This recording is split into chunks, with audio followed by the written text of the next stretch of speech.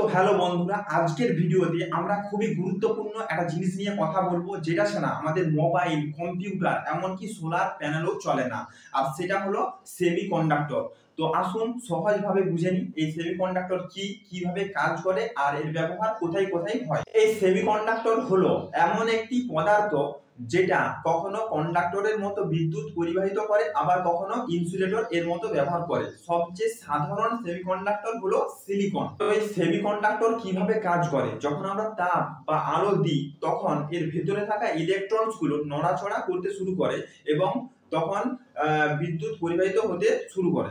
দুই ধরনের সেমিকন্ডাক্টর আছে। পি টাইপ, এতে পজিটিভ হোল বেশি থাকে। এন টাইপ, এতে ইলেকট্রন বেশি থাকে। এই সেমিকন্ডাক্টর কোথায় কোথায় ব্যবহার করা হয়?